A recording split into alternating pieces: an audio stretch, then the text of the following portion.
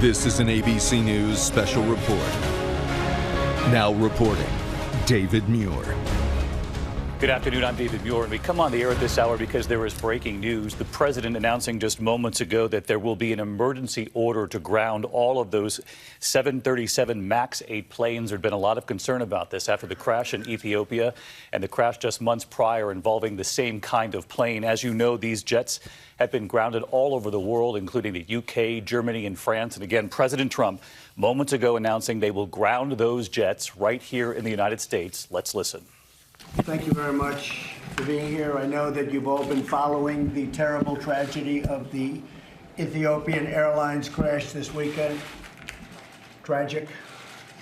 The FAA is prepared to make an announcement very shortly regarding the new information and physical evidence that we've received from the site and from other locations and through a couple of other complaints. We've had a very, very detailed group of people working on the 737-8 and the 737-9 new airplanes. We're going to be issuing an emergency order of prohibition to ground all flights of the 737 MAX 8 and the 737 MAX 9 and planes associated with that line. So there you have it, President Trump at the White House just a short time ago announcing that here in the United States, they are issuing an order to ground all of the Boeing 737 MAX 8 and 9 jets. You're seeing one of those jets right there in that video. There had been concern here in the U.S. because those jets were still flying, despite the fact that those passenger jets had been grounded elsewhere, as I mentioned at the top, in the UK, France, Germany, and in other countries. Obviously, all of this follows the deadly crash in Ethiopia. Everyone on board killed, including several Americans who were on board that flight, and of course the Lion Air crash that came just months prior with very similar descriptions of what might have happened that brought those jets down. I want to bring in ABC's David Curley, who covers aviation for us. And David, you've been reporting on this for days now, and pressure had been mounting on President Trump and on the administration to do something, especially given the fact that other governments around the world had taken action. There was a lot of public pressure to do something about this. The FAA said, though, that it was basing its decision not to ground on evidence. Canada just was the latest to ground the aircraft earlier today, and that minister in Canada suggested there is new evidence from satellite data. He didn't say what that data is, but suggesting some kind of pattern that they see between these two accidents. The president saying that they had information from the site and elsewhere and complaints, and that's why this emergency order. It's unclear to me whether the FAA has decided to do this because of evidence-based decisions or whether the president has ordered it because he wants to calm the public and take care of this. There are 72 of these aircraft flying in the United States of America, 34 by Southwest, 24 by American, and 14 of the 9s, which is a slightly longer version that United is flying. And so all of those will now go to the ground. That basically means the entire fleet of the brand new 737 MAXs have been grounded. Just a couple of weeks ago, 8,500 flights a week by these aircraft, David. So it will have some impact on airlines. They're going to have to find aircraft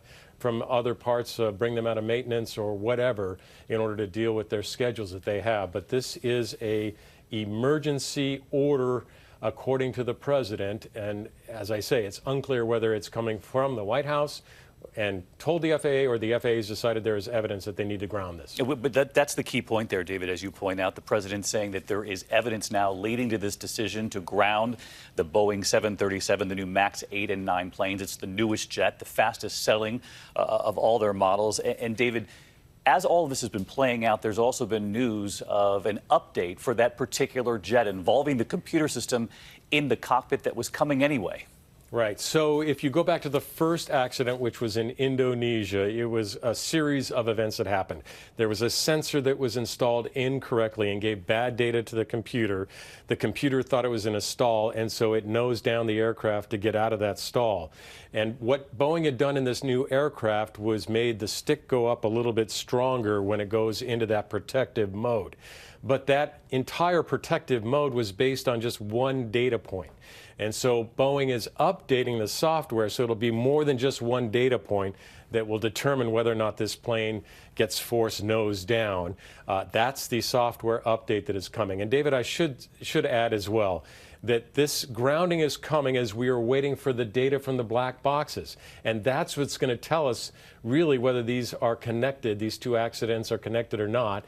The Ethiopians have finally agreed to send the boxes outside of Ethiopia. They don't have the equipment to read them. They're going to Europe.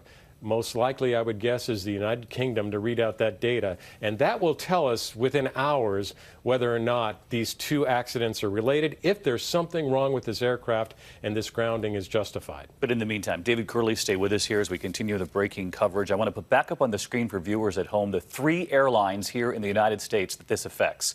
American Airlines, Southwest Airlines, and United Airlines all fly either the new 737 MAX 8 or the MAX 9. We know in our reporting on World News Tonight that viewers have been concerned, wondering if they're going to be getting on one of those flights. They should now know that President Trump moments ago ordered the grounding of those new jets. I do want to bring in Colonel Stephen Ganyard to pick up on a point that David Curley mentioned moments ago, that software update after the Lion Air crash that was connected to an error from a particular sensor that would, in effect, cause that jet to do sort of a nosedive. And now in this latest crash, a very similar description as of yet. Of course, we await the black boxes, but that would seem to be evidence in and of itself that there was a correction on the way, Stephen. Yeah, David, I think that the key point here is that the correction that Boeing is putting in is really it's an additive correction. The thing that would have saved the Lion Air flight is just adhering to the procedures that the 737 has had for years and years and years. So the thing to also note about the sensor that was giving improper inputs in the Lion Air crash is that aircraft flew for 4 flights without being fixed properly. So there was maintenance malpractice involved.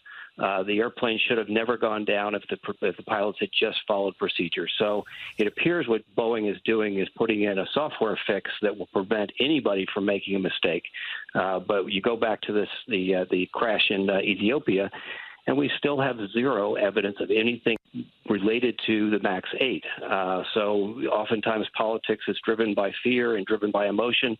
I think that's what we're seeing here, because the public fear that's sort of grown around the world due to the similarities between the two mishaps has brought this to a head.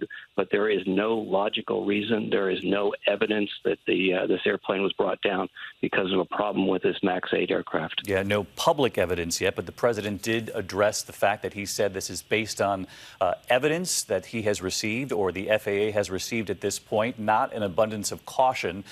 So, Colonel Ganyard, our thanks to you, our thanks to David Curley, and again, the breaking headline at this hour, President Trump a short time ago now grounding those jets, Boeing 737 MAX 8, MAX 9 planes, as Colonel Ganyard pointed out. At least publicly, not until now had there been any evidence provided on that Ethiopia crash just a couple of days ago that would have led to this grounding of these jets, although we do know that there was growing public pressure and leaders around the world had taken this action in several countries, the UK, Germany, France, and now Canada today, among the list, the growing list of countries, and now the U.S. adding to that list. President Trump grounding those jets. We'll have much more continuing coverage on ABC News Live, abcnews.com, and of course, I'll see you a short time from now on World News Tonight. Until then, good day. This has been a special report from ABC News.